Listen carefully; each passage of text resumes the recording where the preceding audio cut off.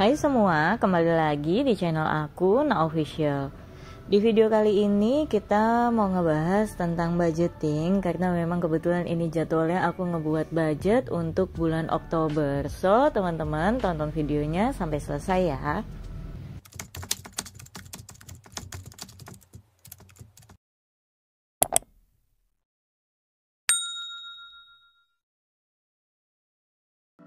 Gimana nih kabarnya teman-teman semua? Kayaknya aku udah lama banget nggak nyapa teman-teman di YouTube nih ya, karena memang akhir-akhir ini terlalu jarang banget upload video di YouTube keuangan. Karena memang jujur aku kemarin banyak banget punya kerjaan di TikTok, akhirnya aku itu keteteran di bidang lain. Jadi aku tuh memang tipikal orang yang nggak bisa fokus terlalu banyak hal, tapi gaya-gayaan bikin usaha banyak-banyak ya kan, ngejalanin YouTube, ngejalanin TikTok, ngejalanin Instagram, dan punya usaha real juga offline-nya. Akhirnya kebingungan sendiri, pasti akhirnya kalau terlalu banyak cabang yang dipikirin, ada aja yang keteteran. Nah akhirnya YouTube keuangan ini yang keteteran. Kalau YouTube aku yang satunya tentang dunia perkucingan, aku masih bisa kadang-kadang upload. Yang di short videonya juga, video panjangnya juga rata-rata aku keteteran teman-teman.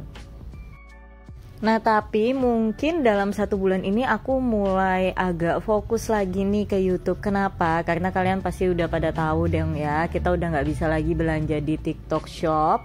Akhirnya kerjaan-kerjaan aku di TikTok harus terhenti. Jadi aku tuh ngerasa kayak kena PHK mendadak akhirnya. Ya mungkin itu teguran kali ya, atau itu mungkin ambil hikmahnya. Mungkin aku disuruh fokus untuk merhatiin YouTube. Kenapa sih aku tuh nggak terlalu fokus mikirin YouTube? Karena memang bikin video YouTube ini kan durasinya terlalu panjang. Akhirnya aku tuh kayak mau cari idenya repot gitu loh ya kan. Nyediain waktu buat ngedit, buat bikin video. Untuk memulai bikin videonya aja itu tuh repot. Kalau ngedit mungkin sambil santai, sambil baring juga bisa. Tapi ketika memulai membuatnya itu ya repot banget. Memulai niatnya itu susah banget. Karena memang terlalu banyak mungkin yang dipikirin. Karena semuanya dihandle sendiri. Ini buat teman-teman yang lagi nonton video aku nih, ada nggak di antara kalian yang mungkin para pencari nafkah di dunia TikTok? Entah mulai dari program afiliasinya atau dari endorsementnya di TikTok. Mungkin kayak berasa kita itu punya kantor atau punya kerjaan, tapi tiba-tiba kita diberhentiin. Kalian ngerasain gitu juga nggak sih? Boleh kita sharing di kolom komentar ya, buat kita saling menguatkan mental masing-masing nih. Nah terus kembali ke video aku. Jadi untuk budgeting Oktober, temanya ini warna coklat-coklat simple lagi. Dan untuk bagian pertama kembali aku tetap menuliskan saving. Nah FYI di bulan ini pun aku masih ada penghasilan dari TikTok. Tinggal menunggu komisi-komisi yang belum cair sama biaya-biaya endorse yang udah masuk. Akhirnya kita itu beralih kan ke platform lain buat aku tetap nyelesain tugas. Alhamdulillahnya aku tuh ketemu brand yang luar biasa baik banget, yang memang setiap bulan itu kita harus continue kerja sama bareng. Akhirnya mereka juga nggak menarik fee-nya, tapi mereka meminta bantuan untuk dikerjakan di platform lain supaya mereka bisa tetap penjualannya jalan kayak gitu. Nah jadi di bulan ini aku itu masih menggunakan biaya hidup harianku melalui uang aku dari penghasilan di luar toko.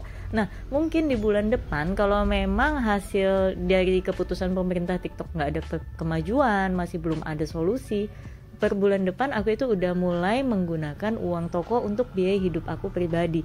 Semoga aja aku bisa menjalaninnya. Nah untuk di kolom pertama yaitu adalah kolom saving yang aku buat ya teman-teman. Jadi saving aku juga masih tetap sama untuk saving challenge, untuk saving reksadana, dan juga untuk sinking fund. Untuk challenge itu nominalnya 200.000, reksadana 150.000, dan sinking fund itu 200.000. Jadi aku dapat total 550.000 untuk simpanan aku. Nah, ngomong-ngomong tentang sinking fund aku itu kan untuk dana darurat. Nah, di kondisi aku yang sekarang ini, karena aku itu kan kemarin terbiasa hidup dengan ada income tambahan. Nah ketika mungkin nanti aku harus menghasilkan dari satu pintu aja, mungkin aku akan ada butuh dana tambahan. Karena jujur aja untuk uang toko aku itu aku masih sering putarin dengan barang-barang kebutuhan toko, karena toko aku itu masih jauh dari kata lengkap. Jadi makanya beruntung banget aku itu selalu ada punya nyisikan untuk dana darurat. Jadi misalkan amit-amitnya nanti keuanganku nggak mencukupi, aku bisa gunakan dana darurat itu untuk mengcover biaya atau kebutuhan-kebutuhan yang memang nggak tercover sama income bulanan aku kayak gitu. Nah makanya aku tuh sering banget kan kasih tahu ke teman-teman kita itu kalau misalkan ngejalanin sesuatu, usahakan kita itu punya penghasilan di beberapa pintu, minimal itu 2 pintu, karena ketika satu pintu ketutup masih ada pintu lain yang terbuka kayak gitu. Sama hal dengan ketika kita membuka usaha, ketika awal menjalankan sebelum usahanya settle, sebelum income-nya memang oke, kalau bisa kita punya penghasilan tambahan yang lain supaya kita itu nggak mengganggu sama sekali uang dana usaha kita. Jadi supaya usaha kita itu lebih cepat berkembangnya gitu.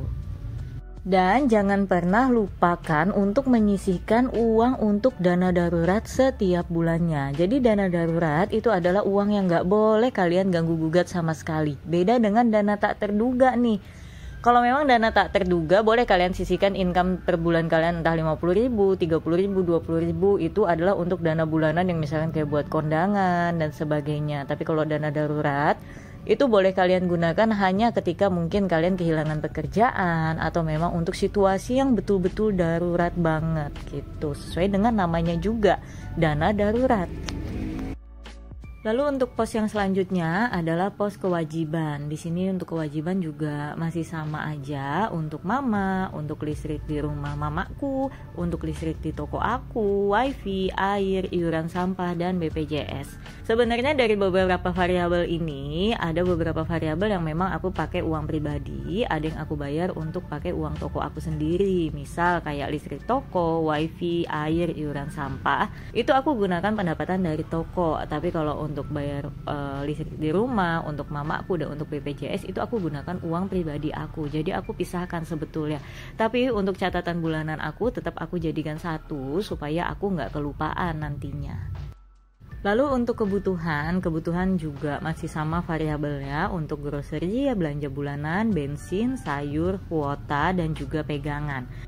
Nah kalau untuk di kebutuhan ini rata-rata sih pakai uang pribadi, kecuali grocery ya. Kalau grocery itu aku gabungin kebutuhan toko dan kebutuhan pribadi. Aku biasanya pakai uang toko dan uang pribadi juga. Nanti tinggal aku cek notanya berapa. Nanti sekian uang toko masuknya, sekian uang pribadi, tergantung belanjaan apa yang aku beli kayak gitu. Nah jadi di sini itu udah selesai semua. Jadi aku ketika buat budgeting, aku cuma buat 3 variabel yang penting aja. Karena yang aku sering bilang, aku nggak punya penghasilan tetap setiap bulan, makanya aku tidak pernah menyatat berapa penghasilan tetap aku setiap bulan.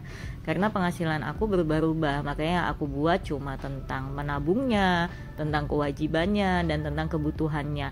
Tapi kalau buat teman-teman yang punya penghasilan tetap, itu teman-teman tuliskan ya penghasilan tetapnya berapa. Karena dulu juga aku ketika masih kerja kantoran, aku juga tuliskan gitu berapa penghasilan setiap bulan supaya ngitungnya lebih enak menurut aku. Ketika punya penghasilan harian ini, kalau kita nggak pinter-pinter nyisihin uang, itu bakal habis teman-teman.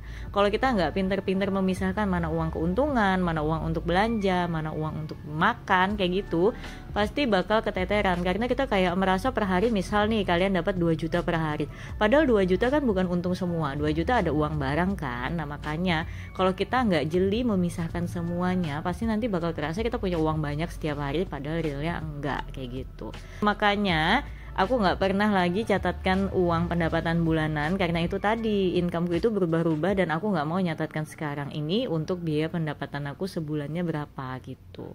Jadi cukup yang variabel-variabel penting aja. Nah buat teman-teman yang mungkin penghasilan harian juga boleh juga nih diikutin cara yang kayak gini. Jadi penghasilan tetapnya nggak perlu dicatatin kayak gitu.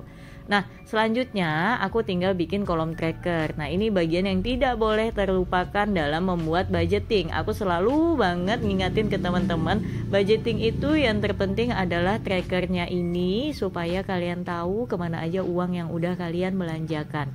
Karena ketika kalian hanya membuat tentang saving, kewajiban, kebutuhan, tapi kalian tidak pernah membuat tracker pengeluaran setiap bulannya gimana, kalian tidak akan bisa mengevaluasi budgeting kalian setiap bulan. Jadi kalian itu tidak akan tahu kira-kira budgeting kalian ini termasuk yang udah sehat kah atau belum kah, atau udah kritis kah, kayak gitu. Jadi dengan adanya tracker, kita itu bisa punya rem mendadak ketika memang kondisi keuangan kita dalam kondisi urgent. Tapi kita bisa lebih santai kalau memang kita lihat tracker kita ini masih sangat aman sekali teman-teman. Jadi adalah ini variabel penting yang nggak boleh juga dilupakan. Kalian boleh bikin tracker itu menyesuaikan dengan, kalau dulu aku awal-awal bikin budgeting, tracker itu aku masing-masing variabel aku buatin. Kayak misalnya untuk belanja aku bikinin tracker sendiri, untuk beli sayur aku bikinin tracker sendiri, bensin juga, kebutuhan yang lain juga kayak gitu. Tapi kayaknya agak ribet ya kan, capek banget tuh bikin kotak banyak-banyak. Jadi makanya aku bikin lebih simple, aku gabung aja jadi satu semua variabel yang keuangannya itu bisa berubah-ubah setiap bulan. Nah biasanya itu sih lebih ke variabel kebutuhan ya. Kalau kewajiban kan biasanya nominal-nominal pasti. Nah makanya untuk tracker itu aku lebih banyak tentang variabel buat kebutuhan aja yang aku tulis di sini. Jadi kita ngebuat budget itu dibikin sesimpel mungkin supaya kita itu nyaman ngejalaninnya. Jadi jangan keburu mikirnya jadi capek duluan bikin budget ya kan. Kayak awal-awal aku buat kok kayaknya kolomnya banyak banget ya. Akhirnya aku kayak ngerasa bikin budget kok pegel banget nih tangannya, mesti ngegaris beberapa kotak. Makanya akhirnya aku memikirkan ide ya udah digabung aja mendingan supaya hasilnya lebih simpel dan juga lebih hemat kertas juga dan lebih hemat tenaga, apalagi bagi kaum mager kayak aku yang anti ribet banget. Ya ini menurut aku yang tersimpel, yang cocok deh aku pakai buat budgeting aku setiap bulan. Bahkan udah berapa tahun kayaknya aku pakai begini ya teman-teman ya. Kalian boleh ikutin cara yang begini, kalian boleh ikutin cara yang lain, kalian boleh banget nonton di YouTube, di Pinterest, dimanapun itu banyak banget platform yang udah menyediakan tentang budgeting. Jadi jangan pernah males belajar teman-teman ya, supaya keuangan kita jauh lebih baik. Nah ini untuk penutupannya di bagian budgeting aku, bagian bawah kan kelihatan kayak agak kosong. Jadi aku tempel-tempelin aja tulisan-tulisan kayak gini supaya lebih kayak ada isinya aja gitu ya, nggak kosong-kosong banget, biar agak ramean dikit, biar mata ini enak ngelihatnya. Jadi nanti ketika aku mau ngelakuin evaluasi itu aku nggak bete banget gitu ya ngelihat isi budgeting aku, karena kan kalau makin banyak variasi di dalamnya kita itu jadi lebih semangat. Tapi yang juga aku sering bilang, nggak harus kalian itu ngebuat budget harus bisa gambar dulu ya, mau buat simple kotak-kotak biasa juga nggak masalah. Yang terpenting adalah isi budgetnya, bukan dekorasinya. Itu yang selalu aku bilang. Dekorasi itu hanya penunjang supaya kita jauh lebih nyaman, lebih enjoy ngelihat budget kita, supaya kita itu harus jadi lebih rajin buka-buka budget. Karena bikin budgeting bukan cuma nulis di awal, buka di akhir, tapi di perjalanan menjalaninnya pun kita harus rutin buka supaya kita lebih tahu tentang keuangan kita. Nah, mungkin video aku juga udah selesai, sampai di sini aja dulu. Makasih buat teman-teman yang udah nonton video aku sampai selesai, dan sampai ketemu di video lainnya. Bye bye.